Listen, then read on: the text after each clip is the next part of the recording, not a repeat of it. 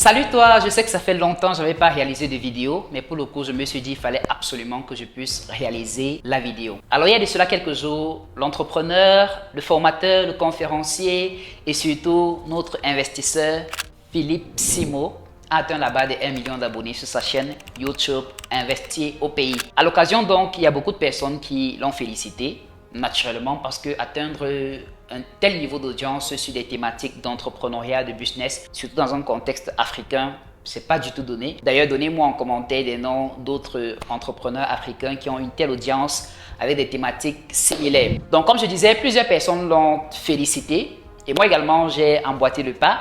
Je lui ai fait un petit test que j'ai publié sur ma page Facebook. Je ne l'ai pas tagué dans ma publication tout simplement parce que je n'avais aucune idée, ou je me disais même à 99% qu'il est certain qu'il ne réagisse pas à ma publication, qu'il ne la voit même pas d'ailleurs. Mais grande a été ma surprise quand pratiquement 24 heures ou moins de 24 heures après, il a réagi en me remerciant pour la publication.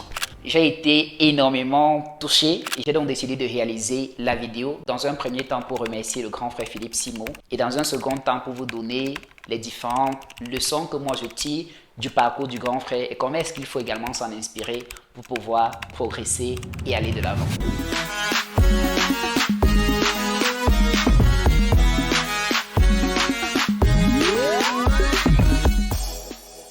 Salut et bienvenue sur ma page. Si tu me découvres, je suis Dylan Nofole. Je suis vendeur depuis la naissance parce que je viens de toute une famille de vendeurs. Par ailleurs, je suis également manager car à ce jour, je suis directeur général de l'entreprise Sur Mesure. Alors, comme je disais, il y a de cela quelques jours, le grand frère Philippe Simo a atteint la barre de 1 million d'abonnés sur sa chaîne YouTube Investir au pays. Je lui ai fait un message sur Facebook dans lequel je le félicitais, mais sans pour autant le taguer. Pourquoi je ne l'ai pas tagué? C'est parce que je sais que lorsque tu tagues quelqu'un à répétition sur des publications et que la personne ne réagit pas ou la page ne réagit pas, Facebook va tout simplement restreindre la portée de tes publications. Moi, je ne voulais pas donc tomber dans cela. C'est la raison pour laquelle j'ai choisi de ne pas le taguer parce que je considérais d'emblée qu'il n'allait tout simplement pas interagir. Ce n'est pas donné d'avoir des interactions de quelqu'un qui a plus de 1 million d'abonnés sur sa page Facebook sur la vôtre. Grande était ma surprise donc lorsqu'il a réagi à la publication. J'ai donc décidé de faire cette vidéo pour lui exprimer toute ma gratitude, mais également dire ce que je tire de son parcours. Alors moi, je découvre le grand frère Philippe Simo il y a pratiquement 3 ans. 3 à 4 ans, il était encore ici au Cameroun si je ne me trompe pas. Il avait une ferme dans laquelle il élevait les poulets, où il nous faisait les mises à jour de ce qui se passait. Il avait également une plantation de maïs si je ne me trompe pas. Un restaurant également dans la ville de Douala, où il donnait très souvent des contenus sur ce qui se passe. Ensuite, il s'est déporté au niveau de la Côte d'Ivoire, à Abidjan plus principalement, où il a continué cette fois-ci dans le VTC, activité dans laquelle il exerce toujours aujourd'hui d'ailleurs. Il est également dans l'immobilier, à travers les maisons qu'il vend, mais également des workspaces qu'il met à disposition. Lorsqu'il arrivait en Côte d'Ivoire, il nous a longtemps, mais alors longtemps, créé des contenus sur les difficultés qu'il rencontrait dans ses différents chantiers avec les employés qui dérangeaient, les employés qui volaient, les situations qu'il rencontrait avec les véhicules qu'il achetait, les chauffeurs et autres. Donc, le grand frère Philippe, c'est quelqu'un que j'ai suivi pendant un bon moment et aujourd'hui, voir qu'il atteint la barre de 1 million d'abonnés, c'est vraiment quelque chose que moi, je félicite. Déjà, je veux dire merci parce que aujourd'hui sur les réseaux sociaux, les contenus qu'on a le plus l'habitude de voir et qui ont surtout de l'audience, ce sont des contenus à caractère comique, qui parlent de blagues, qui sont drôles, des contenus où on voit des personnes se déhancher, montrer les parties de leur corps nus ou à découvert. Et voir donc quelqu'un qui propose quelque chose de différent, quelque chose qui éduque, quelque chose qui conseille, quelque chose qui vous pousse à vous dépasser et qui a une telle audience, c'est quelque chose qu'il faut savoir apprécier, reconnaître et surtout donner le chapeau. Chapeau grand frère pour ce que tu fais, chapeau pour les contenus que tu crées, chapeau pour donner une certaine alternative à tout ce qui se passe sur les réseaux à la jeunesse africaine. Parce que si on n'avait que des contenus comiques, que des contenus de blagues, bien que je n'ai rien contre ça, mais il y en a trop et au final ça nous abrutit. Si on n'en avait que ça, je ne suis pas sûr qu'on aurait encore des personnes aujourd'hui qui ont un certain mindset. Mais c'est parce qu'on a des alternatives comme ce que le grand frère propose qu'aujourd'hui, on peut prétendre quand même qu'on aspire à un certain développement, on aspire à un certain espoir, on aspire à quelque chose de plus grand, quelque chose de meilleur. Donc, merci beaucoup pour ce que tu fais. Aujourd'hui, tu es certainement un modèle pour beaucoup d'Africains à travers le monde et je dirais même d'autres personnes. Et ce n'est pas anodin, c'est tout simplement parce que le travail que tu fais portent des fruits et ils sont très bien visibles. Je vais donc venir à la deuxième partie de la vidéo où moi je vais donner tout simplement les leçons que je tire du parcours du grand frère Philippe Simon. Alors la première leçon que je vais tirer, c'est son caractère téméraire. La témérité du grand frère, c'est quelque chose qui n'est plus à prouver, c'est quelque chose qui n'est plus à démontrer. Parce que pour ceux qui créent un peu des contenus en ligne,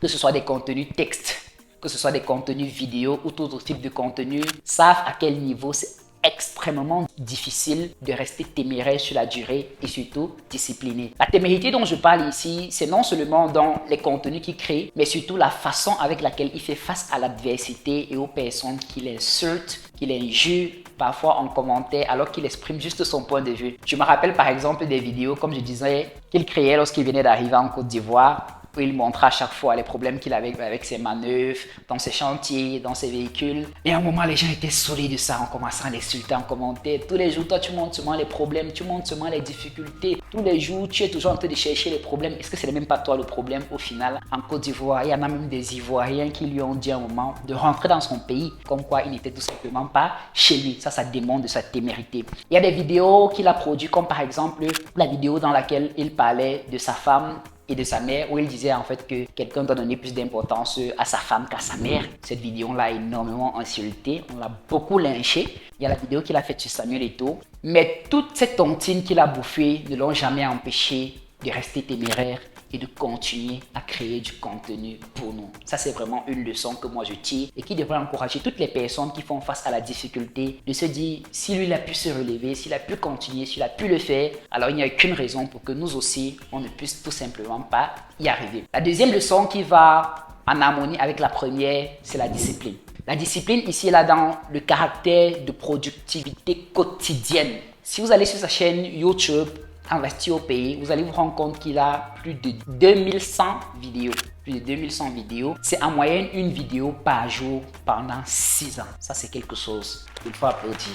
Donc, vraiment bravo, grand frère. Quelqu'un qui est autant discipliné, ça prouve non seulement son engagement envers lui-même, mais également envers les autres. Parce que si vous n'avez pas réellement un engagement qui est fort, quelque chose qui vous pousse tous les jours à rester aussi discipliné et constant dans ce que vous faites, il est fort probable que vous allez lâcher, surtout lorsque vous faites face aux difficultés. Donc, la discipline, c'est quelque chose de fondamental. C'est quelque chose qui se voit dans les petites choses, dans les petites actions. Le fait de pouvoir tenir à ses engagements, de tenir à ses décisions, de continuer à publier, même lorsqu'on n'en a pas la volonté. Parce que je suis sûr qu'il y a les matins où s'élève aussi, il est fatigué, il ne veut pas publier, mais il faut l'effort de le faire afin de pouvoir rester constant et rester discipliné. Donc la discipline, c'est quelque chose également que je capte du grand frère et forcément qu'il faudra également qu'on puisse mettre en place. La troisième chose, c'est la vision. Vous ne pouvez pas avoir quelqu'un qui continue de créer des contenus, quelqu'un qui continue de se développer, quelqu'un qui continue d'aller de l'avant s'il n'a pas une vision aussi grande. C'est parce qu'il a une vision, c'est parce qu'il a une mission, c'est parce qu'il a un objectif, il a un endroit où il souhaite aller. Donc la vision ici, c'est quand je crée mon projet, quand je développe une activité, quand je commence quelque chose, qu'est-ce que je veux? Quelle est la meilleure version de ce que je veux atteindre? Où est-ce que je veux aller? Moi, je pense que si le grand frère n'avait pas ça, je ne suis pas sûr qu'il serait aussi constant, aussi discipliné et aussi téméraire dans ce qu'il fait. La quatrième chose, c'est sa capacité à innover et à rester dynamique. Parce que si vous regardez les contenus du grand frère, vous allez vous rendre compte qu'il ne crée pas des contenus qui sont standards, des contenus qui sont pareils. Il aborde non seulement plusieurs types de thématiques, mais il offre également différents formats et gammes de vidéos. Vous allez voir par exemple, il crée des vidéos podcast, il crée des vidéos dans lesquelles il interviewe des personnes, il crée des micro-trottoirs comme celle qu'il a fait récemment lorsqu'il était au Sénégal. Je ne sais pas s'il y est toujours. Ce sont des contenus et des thématiques qui sont tellement variés, mais qui permettent de rester connecté à sa page et qui montrent qu'en réalité, il est en train de progresser, qu'il reste dynamique et qu'il ne reste pas tout simplement statique. C'est peut-être quelque chose que je vais également copier afin de diversifier également la qualité des contenus que je propose pour vous proposer d'autres contenus, d'autres qualités qui pourront certainement intéresser certaines personnes. L'autre chose que je retiens surtout du grand frère Philippe Simon, c'est que c'est quelqu'un qui n'abandonne jamais. Quelles que soient les tempêtes, quelles que soient les difficultés qu'il rencontre, il va toujours de l'avant. Il cherche toujours à trouver une solution aux problèmes qu'il rencontre. Parce que des problèmes, il en a rencontré beaucoup. C'est quelqu'un qui se demande toujours comment est-ce que je peux faire pour m'améliorer? Comment est-ce que je peux faire pour aller de l'avant? Comment est-ce que je peux faire? Comment est-ce que je peux faire? Comment est-ce que je peux faire? Et cette capacité à ne pas abandonner, mais à toujours progresser, c'est quelque chose qui enseigne et qui dit réellement qui il est et surtout ce qu'il veut nous apprendre. Merci beaucoup grand frère pour tout ce que tu fais, pour tes conseils, pour toutes les thématiques que tu abordes, surtout en notion financière pour des jeunes qui gagnent de l'argent mais parfois ne savent pas comment l'utiliser, qui dépensent à tort et à travers. Tu nous donnes réellement une voie qu'on peut suivre et une alternative au contenu qu'on suit sur les réseaux sociaux. Rien que pour ce que tu fais, moi j'ai décidé de pouvoir m'investir encore plus sur la création de contenu en ligne. Ces derniers temps, j'étais un peu en retrait parce que avec mes nouvelles responsabilités, je vous assure, ma tête elle échauffe beaucoup, mais je vais trouver le temps de pouvoir créer des contenus assez régulièrement. Peut-être pas à la fréquence de un contenu par jour, surtout contenu vidéo, mais je vais faire l'effort de créer des contenus assez régulièrement pour animer la page. Et moi aussi, je me demande l'objectif de pouvoir atteindre au moins les 1 million d'abonnés sur ma page Facebook